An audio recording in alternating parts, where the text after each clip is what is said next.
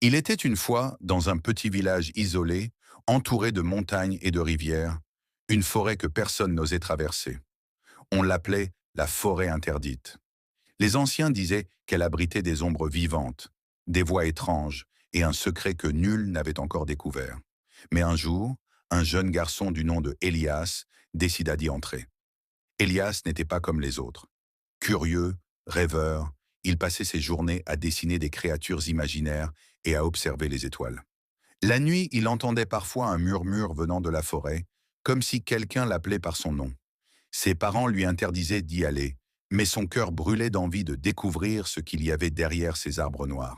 Un soir, alors que la lune brillait plus fort que jamais, Elias prit une petite lanterne, un carnet, et s'aventura seul vers la forêt. Chaque pas résonnait dans le silence, et bientôt, il franchit la frontière invisible que tous redoutaient. L'air devint plus lourd, le vent souffla d'une manière étrange, comme un avertissement. Mais il continua. Au bout de quelques minutes, il vit des lumières étranges danser entre les arbres. Ce n'étaient pas des lucioles, ni des torches. C'étaient comme des éclats d'étoiles tombées sur terre. Fasciné, Elias s'approcha et entendit une voix douce qui chuchotait. Elias, tu es enfin venu. Le garçon eut peur, mais aussi une étrange sensation de familiarité. Qui est là demanda-t-il. Une silhouette se forma dans la brume. Une jeune fille, vêtue d'une robe lumineuse, les yeux brillants comme des diamants. Elle lui dit « Je suis Lyra, la gardienne de cette forêt. Et toi, tu es celui qui doit accomplir la prophétie. » Elias n'en croyait pas ses oreilles. Une prophétie. Lui, un simple enfant du village. Lyra expliqua que depuis des siècles, la forêt protégeait d'un secret ancien. Une clé magique, capable d'ouvrir la porte vers un autre monde. Mais seul un cœur pur, rempli de curiosité et de courage, pouvait la trouver. Intrigué, Elias suivit Lyra plus profondément dans la forêt. Les arbres semblaient s'écarter pour les laisser passer. Mais tout n'était pas paisible. Des ombres les observaient, des yeux rouges brillaient dans l'obscurité. Lyra lui murmura « Ne les regarde pas. Si tu les fixes trop longtemps, ils entreront dans tes rêves. » Après une longue marche, ils arrivèrent devant un lac noir, si profond qu'on ne voyait pas le fond. Au milieu flottait une petite île où brillait une pierre étrange. Lyra dit « La clé est là, mais pour l'obtenir, tu dois traverser et affronter tes peurs. » Elias sentit son cœur battre plus fort. Soudain, une barque sortit d'elle-même de l'eau. Elias monta, la lanterne à la main. Le silence était oppressant. Mais dès qu'il atteignit le milieu du lac, des voix surgirent autour de lui. Ses propres peurs, ses propres doutes. « Tu n'es qu'un enfant, tu échoueras, personne ne croit en toi. » Elias ferma les yeux, serra son carnet contre lui et murmura « Je suis peut-être petit, mais j'ai un rêve, et je n'ai pas peur de savoir la vérité. » Aussitôt les voix s'éteignirent, et le bateau accosta sur l'île. Sur la pierre brillait un objet doré, une petite clé ornée de symboles mystérieux. Quand Elias la toucha, la forêt entière sembla respirer. Le vent souffla fort, les arbres tremblèrent, et une porte immense apparut entre deux montagnes. Lyra se tenait à ses côtés. « Elias, tu as réussi, mais la décision t'appartient. Ouvrir cette porte et découvrir l'inconnu, ou retourner au village et oublier tout cela. » Le garçon fixa la clé dans sa main. Son cœur battait de plus en plus vite. Il pensa à sa famille, à son village, à sa vie simple.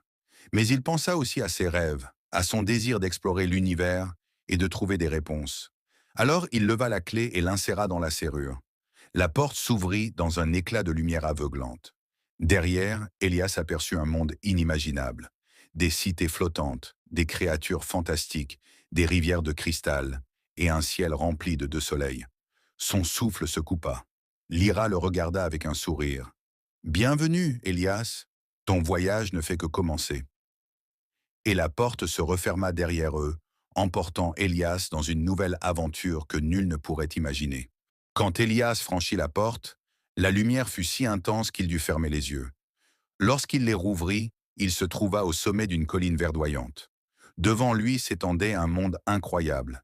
Des rivières de cristal serpentaient entre des forêts d'arbres argentés, et deux soleils illuminaient le ciel.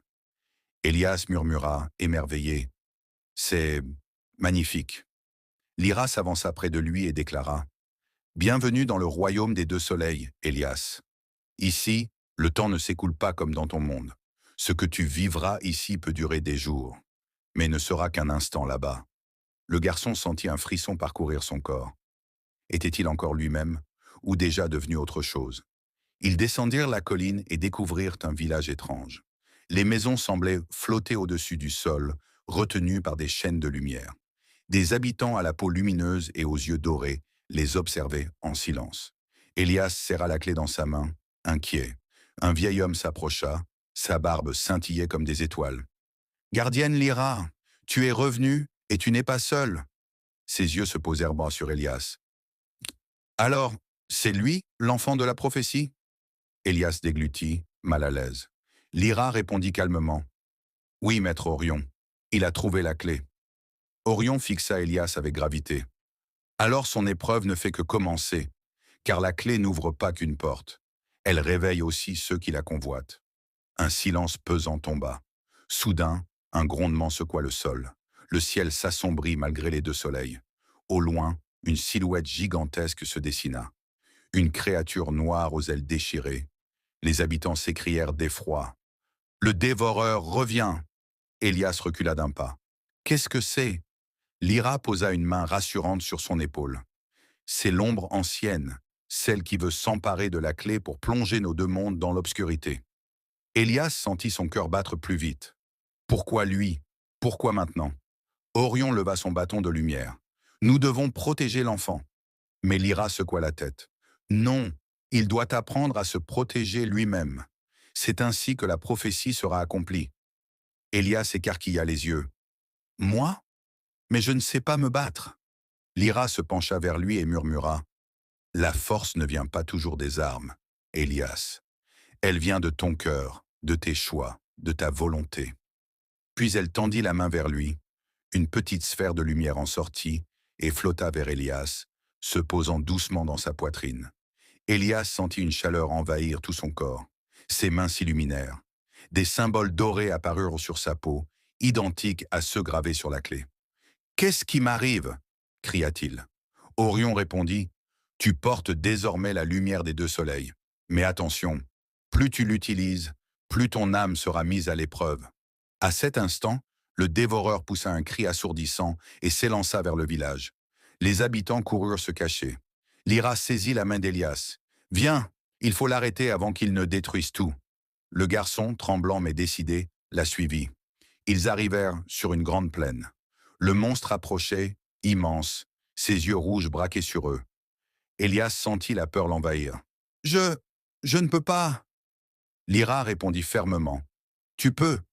Ferme les yeux et écoute ton cœur. » Elias inspira profondément. Tout devint silencieux.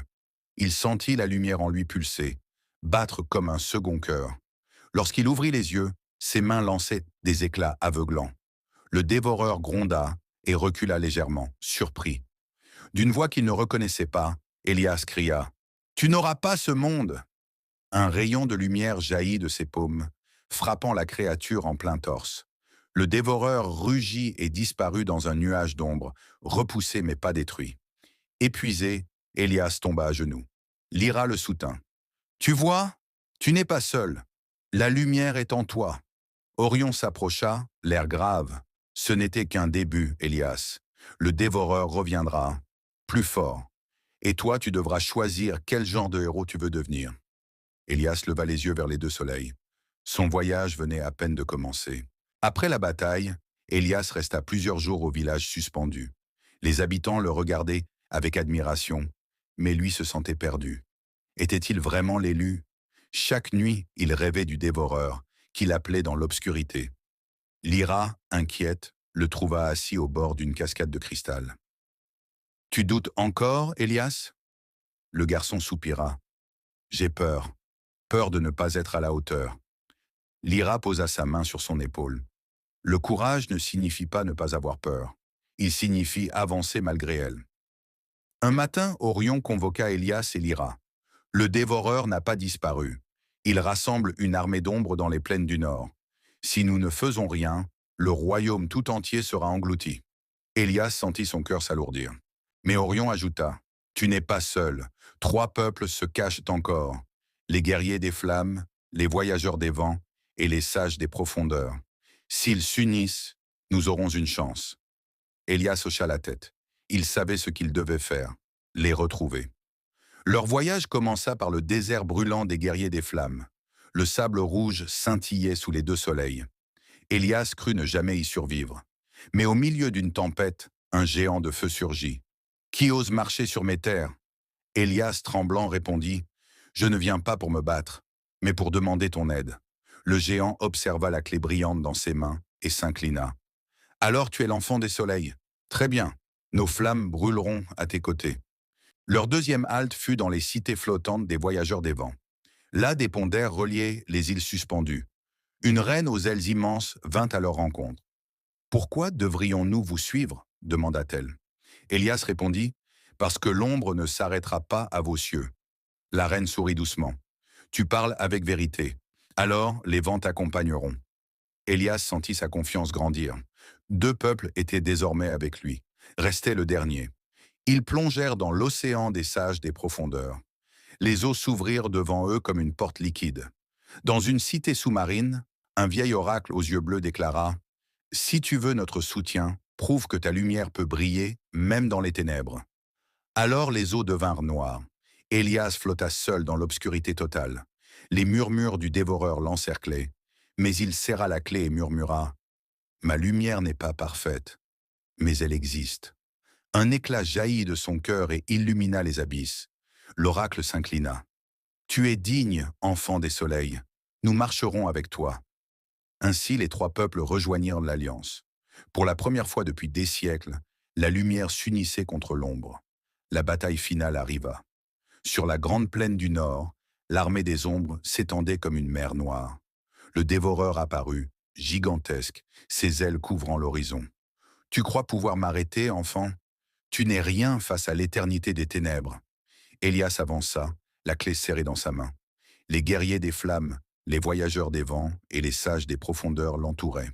Il leva les yeux vers les deux soleils et cria « Peut-être que je ne suis qu'un enfant, mais je choisis la lumière. » Alors les deux soleils s'alignèrent dans le ciel. Un rayon gigantesque traversa la clé et se déversa sur Élias. Son corps devint lumière pure. D'un geste, il projeta une vague éblouissante qui balaya l'armée des ombres. Le dévoreur hurla et se dissipa en poussière noire. Le silence revint. Les peuples acclamèrent Élias. Lyra s'approcha et dit, ému, « Tu n'as pas seulement sauvé ce monde, Élias, tu as prouvé que même le plus petit cœur peut contenir une lumière infinie. » Élias leva les yeux vers les deux soleils. Un sourire éclaira son visage, et une voix intérieure lui souffla. « Ceci n'est pas la fin, mais le début de 1000 autres histoires. »